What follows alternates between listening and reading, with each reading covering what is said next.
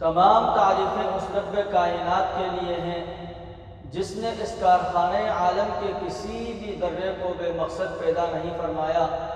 وہ ایسا زبردست ہے، کوئی شے اس سے علم اور ارادے سے چھپ نہیں سکتی، نہ کوئی اس سے بچ سکتا ہے۔ وہ کسی کا محتاج نہیں اور ساری کائنات اس کی محتاج ہے۔ الحمد للہ الذی علمنا ما لم نکن نعلم، والصلاة والسلام علی سید الخلق محمد وعلی آلہ وصحبہ وسلم تسلیما کثیرا، اما بعد۔ ناظرین محترم، مقصد تخلیق کائنات کہ یقیناً اللہ تبارک و تعالیٰ نے اس وسیع و عریض کائنات کو کسی مقصد کے لیے پیدا فرمایا ہے۔ اتنی بڑی کائنات فضول میں اور بے مقصد کے پیدا نہیں کی جا سکتی، اور پھر اللہ تبارک و تعالیٰ نے اس کائنات میں اپنا خلیفہ انسان کو بھیجا تاکہ اس کائنات کو پیدا کرنے کے مقصد کو ہم جان جائیں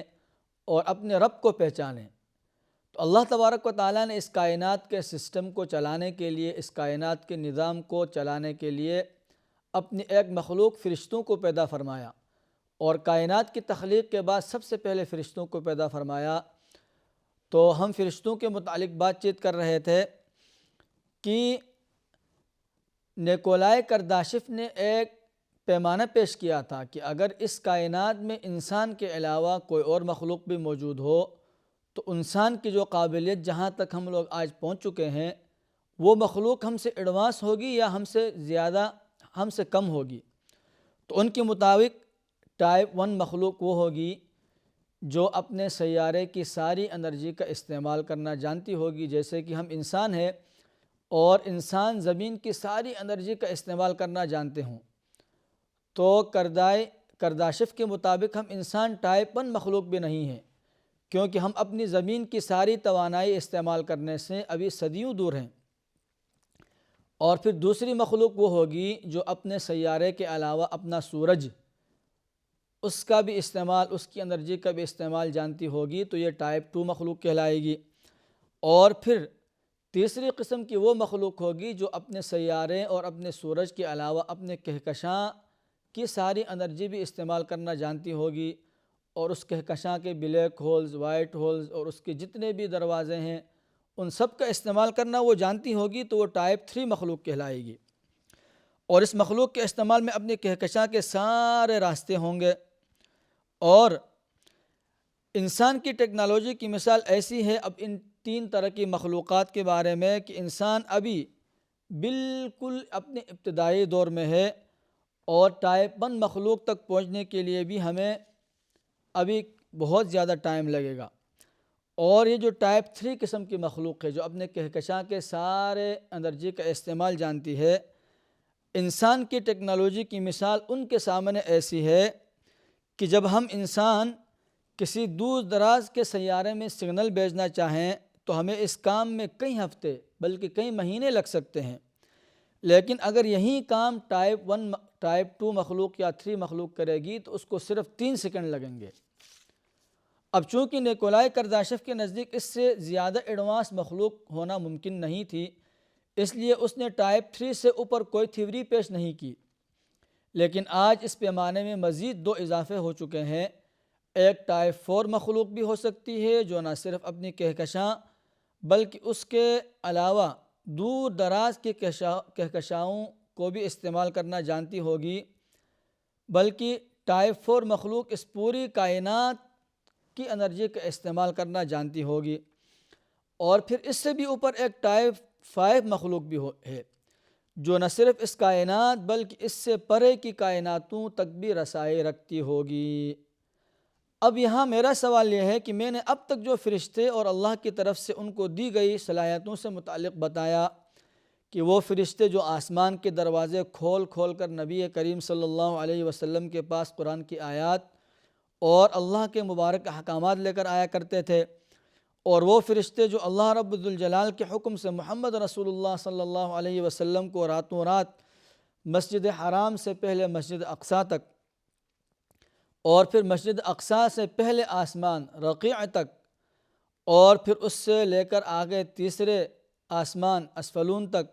دوسرے آسمان اسفلون تک اور اس کے بعد پھر تیسرے آسمان قیدوم تک۔ حالانکہ تمام آسمان ایک دوسرے کے مقابلے میں ایسے ہیں جیسے کسی صحرا میں پڑی ہوئی انگوٹھی، یہاں تک کہ 7ویں آسمان غریبہ کے دروازے کھلواتے ہوئے اس سے بھی اوپر لے کر چلے جاتے ہیں۔ کیا آپ اللہ تبارک و تعالیٰ کی یہ بے تحاشا طاقتور ترین مخلوق کو کسی کرداشف سکلز یا پھر ہماری معمولی سی سمجھ کے مطابق بنائے گئے کسی الیکٹرو میگنیٹک اسپیکٹرم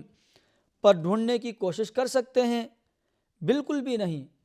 بلکہ یہ بات سوچتے ہوئے بھی شرمندگی محسوس ہوتی ہے کہ اللہ تبارک و تعالیٰ کی اتنی طاقتور ترین مخلوق کو ہم اپنے کم اور ایک محدود عقل کے مطابق اس کو تلاش کرنے کی کوشش کریں۔ اور پھر علم بشریات کا ایک کانسیپٹ اور تصور ہے کہ فرسٹ کانسیپٹ یعنی پہلا خیال کیا ہوگا جب دو مختلف جاندار اس طرح سے آپس میں ملیں کہ پہلے سے ایک دوسرے کی موجودگی کو نہیں جانتے ہوں تو وہ پھر ایک دوسرے کے بارے میں کیا رائے رکھیں گے۔ اب میں آپ کو صرف ایک چھوٹی سی مثال دوں گا، حقیقی زندگی کی مثال۔ 1993 میں جب پاپوا نیو گینی کے لوگوں نے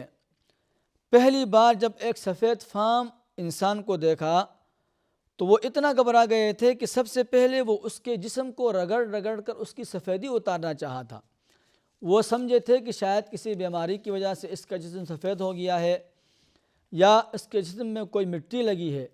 چنانچہ وہ جسم سے سفیدی اتارنے لگ گئے تھے، اور وہ لوگ یہ سمجھے تھے کہ یہ گورا شاید کسی بیماری سے گورا ہوا ہے یا اس کے جسم میں سفید مٹی لگی ہوئی ہے۔ وہ لوگ ایک گورا کو دیکھ کر گھبرا گئے تھے، لہذا انسان بڑا ہی کمزور دل ہے، یہ فرشتوں جیسی قوت والی اور رعب دار مخلوق کو دیکھنا برداشت نہیں کر پائے گا۔ اب آپ کو یاد ہوگا تو میں نے آپ سے وعدہ کیا تھا کہ آگے چل کر نبی کریم صلی اللہ علیہ وسلم کا جبرائیل امین کو دوسری مرتبہ ان کی اصل شکل میں دیکھنے کے بارے میں بتاؤں گا۔ چنانچہ سورۃ النجم کی آیت نمبر 18 ہے کہ اللہ تبارک و تعالیٰ کے ارشاد ہے، پہلے سے یہ واقع بیان ہوتا ہے، علمہ شدید القویٰ ذو مرۃ فاستویٰ وہو بالافق الاعلیٰ ثم دنا فتدلی فکان قاب قوسین او ادنی فاوحی الی عبدہ ما اوحی۔ کہ میں ان آیات اور معراج کی احادیث کا خلاصہ آپ کے سامنے بیان کرتا ہوں کہ نبی کریم صلی اللہ علیہ وسلم نے معراج کی رات اللہ تبارک و تعالیٰ کی بنائی ہوئی کچھ عظیم الشان نشانیوں کے مشاہدات کیے تھے۔ چھٹے آسمان دقنا میں سرخ پتھروں سے بنا ایک عظیم الشان درخت سدرۃ المنتہا ہے، جس کی جڑیں چھٹے آسمان دقنا سے شروع ہوتی ہیں اور شاخیں 7ویں آسمان پر ہیں جو کہ عریبہ ہے، اور ایک ایسا درخت جس پر سونے سے بنے ہوئے پر والے فرشتے منڈلاتے رہتے ہیں اور دنیا کی کوئی مخلوق اس کے رنگوں کی خوبصورتی کو بیان نہیں کر سکتی۔ یہ وہ مقام تھا کہ جہاں نبی کریم صلی اللہ علیہ وسلم نے حضرت جبرائیل علیہ السلام کو ان کی اصل اور اپنی شکل میں دیکھا تھا، اس حالت میں کہ ان کے گہرے سبز رنگ کے 600 پر تھے جنہوں نے تمام افق کو ڈھانپا ہوا تھا، اور ان کے عظیم الشان پروں سے موتی، زمرد اور یاقوت جھڑ رہے تھے۔ اور ایک روایت میں ہے کہ جب جبرائیل علیہ السلام کو من وراء حجاب رب ذوالجلال کی موجودگی کا علم ہوا تو وہ اس وقت وہیں پر سجدے میں گر گئے تھے۔ اب صرف ایک لمحے کے لیے تصور کر لیں کہ اس منظر کو آپ ذرا سوچیں کہ عظیم الشان درخت جس کی جڑیں چھٹے آسمان اور شاخیں 7ویں آسمان پر ہوں، جس کے رنگوں اور جس کی خوبصورتی کو دنیا کی کوئی مخلوق بیان نہ کر سکے، اور جس پر سونے کے بنے ہوئے پروانے منڈلا رہے ہوں، اور ایک عظیم الشان اور بزرگ فرشتہ ہمارے واحد معبود رب ذوالجلال کی بارگاہ میں سجدہ ریز ہو، وہ کیسا منظر ہوگا؟ اپنی 32 سالہ زندگی کے دوران میں نے اس سے زیادہ طاقتور، اس سے زیادہ خوبصورت اور پروقار منظر میں نے کبھی تصور نہیں کیا۔ اور اسی لیے سورہ نجم کی 18ویں آیت میں آتا ہے کہ بے شک اس نے اپنے رب ذوالجلال کی بڑی بڑی نشانیوں میں سے بعض نشانیاں دیکھ لی تھیں۔ لقد رأى من آیات ربہ الکبریٰ، سچ تو یہ ہے کہ انہوں نے اپنے پروردگار کی بڑی بڑی نشانیوں میں سے بہت کچھ دیکھا تھا۔ اور اب میں آپ کو ترمذی شریف کی ایک بہت ہی پیاری سی حدیث بیان کرنا چاہتا ہوں، جس میں نبی کریم صلی اللہ علیہ وسلم نے کچھ فرشتوں کے متعلق ارشاد فرمایا۔ یہ ترمذی کی حدیث نمبر 3600 ہے۔ عن ابی ہریرہ رضی اللہ عنہ قال قال رسول اللہ صلی اللہ علیہ وسلم ان للہ ملائکۃ سیاحون فی الارض فضلا عن کتاب الناس فاذا وجدوا اقواما یذکرون اللہ تنادوا ہلموا الی بغیتکم الی آخرہ، کہ حضرت ابو ہریرہ رضی اللہ تعالی عنہ سے روایت ہے کہ رسول اللہ صلی اللہ علیہ وسلم نے ارشاد فرمایا، لوگوں کے نامہ اعمال لکھنے والے فرشتوں کے علاوہ کچھ فرشتے ہیں جو زمین میں گھومتے پھرتے رہتے ہیں۔ جب وہ کسی قوم کو اللہ کا ذکر کرتے ہوئے پاتے ہیں تو ایک دوسرے سے کو پکارتے ہیں، آؤ آؤ یہاں ہے تمہارا مطلوب اور مقصد کی بات۔ تو وہ لوگ آ جاتے ہیں اور انہیں قریبی آسمان تک گھیر لیتے ہیں۔ پھر اللہ ان سے پوچھتا ہے، میرے بندو کو کیا کام کرتے ہوئے چھوڑ آئے ہو؟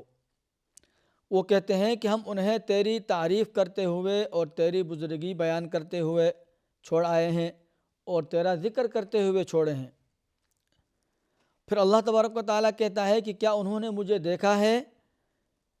یا بن دیکھے ہی میری عبادت اور ذکر کر رہے ہیں؟ وہ فرشتے جواب دیتے ہیں کہ نہیں۔ اللہ کہتا ہے کہ اگر وہ لوگ مجھے دیکھ لیتے تو کیا صورت اور کیفیت ہوتی؟ وہ جواب دیتے ہیں کہ اگر وہ تجھے دیکھ لیں تو اور بھی زیادہ آپ کی تعریف اور آپ کی ذکر اور آپ کی حمد ثنا کرنے لگ جائیں۔ رب پوچھتا ہے کہ وہ لوگ کیا چاہتے ہیں یا پھر وہ لوگ کیا مانگتے ہیں؟ فرشتے کہتے ہیں کہ وہ لوگ جنت مانگتے ہیں۔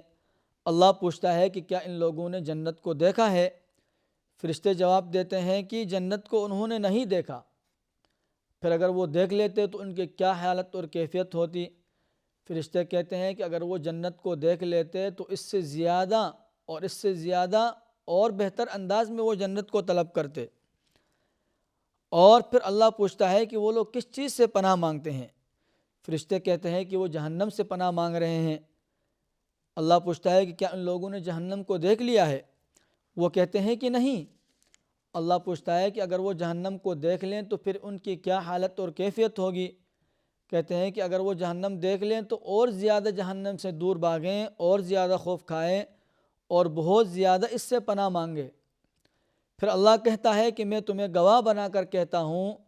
کہ میں نے ان سب کی مغفرت کر دی ہے۔ وہ کہتے ہیں کہ یا رب،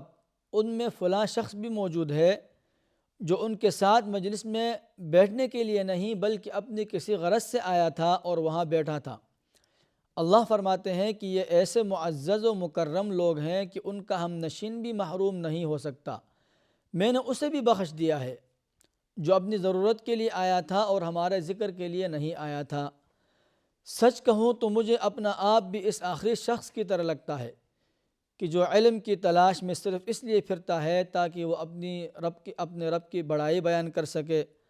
اور اپنے رب کی حمد و ثنا بیان کر سکے اور اپنے رب کو پہچان سکے۔ شاید اللہ تبارک و تعالی فرشتوں سے کہے کہ اس شخص کی طرح میں نے اس کی بھی بخشش و مغفرت فرما دی ہے۔ اور کبھی کبھی کچھ فرشتے 2 یا 3 یا اس سے زیادہ کی تعداد میں بھی پیغام لے کر آتے تھے۔ اور حدیث جابر میں ہے کہ میکائیل اور جبرائیل اکٹھے آپ صلی اللہ علیہ وسلم کے پاس ایک بار تشریف لائے تھے۔ بخاری کی حدیث نمبر 7281 میں ہے کہ عن جابر بن عبداللہ یقول جاءت ملائکۃ الی النبی صلی اللہ علیہ وسلم وهو نائم فقال بعضهم انه نائم وقال بعضهم ان العین نائمہ والقلب یقظان فقالوا ان لصاحبكم هذا مثل الی آخرہ۔ حضرت جابر رضی اللہ تعالیٰ عنہ سے روایت ہے کہ فرشتے آپ صلی اللہ علیہ وسلم کے پاس آئے، اور پھر بعض روایت میں ہے کہ یہ فرشتے جبرائیل اور میکائیل تھے، اور یہ بھی ہو سکتا ہے کہ بہت سے فرشتے ہوں۔ آپ صلی اللہ علیہ وسلم سو رہے تھے، ان میں سے کچھ نے کہا کہ یہ سو رہا ہے، اور دوسروں نے کہا کہ ان کی آنکھیں سو رہی ہیں لیکن ان کا دل بیدار ہے۔ پھر انہوں نے کہا کہ آپ کے ان صاحب یعنی نبی کریم صلی اللہ علیہ وسلم کی ایک مثال ہے پس اس کی مثال بیان کرو۔ تو کچھ فرشتوں نے کہا کہ یہ سو رہے ہیں، اور کچھ نے کہا کہ آنکھیں سو رہی ہیں لیکن دل جاگ رہا ہے۔ اور پھر مثال بیان کی کہ ان کی مثال اس شخص کی سی ہے جس نے ایک گھر بنایا اور وہاں کھانے کی دعوت رکھی اور دعوت پر بلانے والے کو بھیجا۔ اب جس نے بلانے والے کی دعوت قبول کی وہ گھر میں داخل ہوا اور کھانا کھا لیا، اور جس نے بلانے والے کی دعوت قبول نہ کی تو وہ نہ گھر میں داخل ہوا اور نہ اس کو کھانا پینا ملا، نہ دسترخوان سے اس نے کچھ کھایا پیا۔ پھر کچھ فرشتوں نے کہا کہ اس کی تفصیل بیان کرو تاکہ لوگ اس کو سمجھ سکیں۔ اس پر بعض فرشتوں نے کہا کہ یہ سو رہے ہیں، اور بعض نے کہا کہ آنکھیں سو رہی ہیں لیکن دل بیدار ہے۔ پھر تشریح بیان کی کہ گھر تو جنت ہے اور بلانے والے محمد صلی اللہ علیہ وسلم ہیں، پس جو ان کی اطاعت کرے گا وہ اللہ تبارک و تعالیٰ کی اطاعت کرے گا،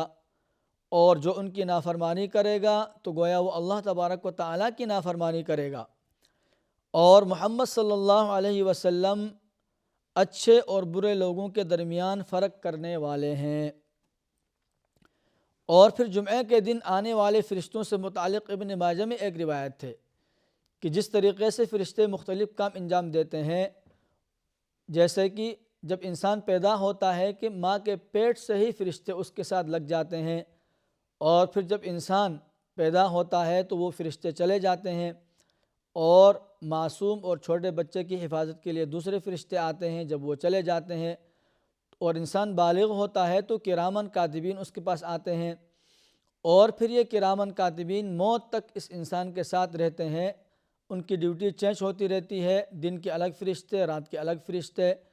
اور اس کے نامہ اعمال کو وہ لکھتے رہتے ہیں، یہاں تک کہ جب انسان مرتا ہے تو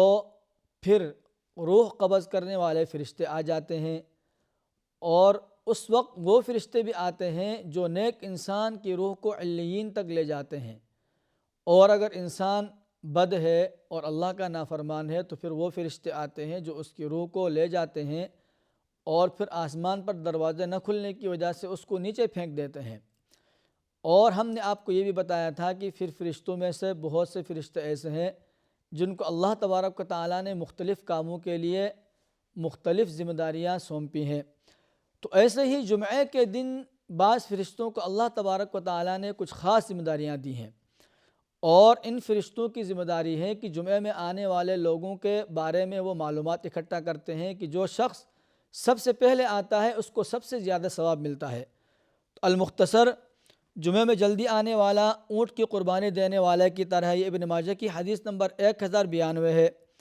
پھر جو اس کے بعد آتا ہے وہ ایسا ہے جیسے گائے صدقہ کرنے والا ہے،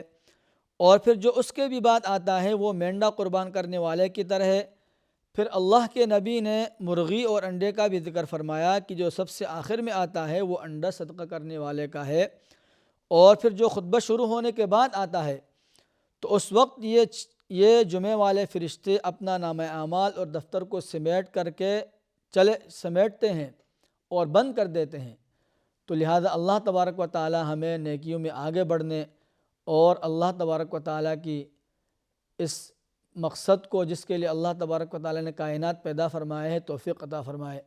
وآخر دعوانا ان الحمد للہ رب العالمین۔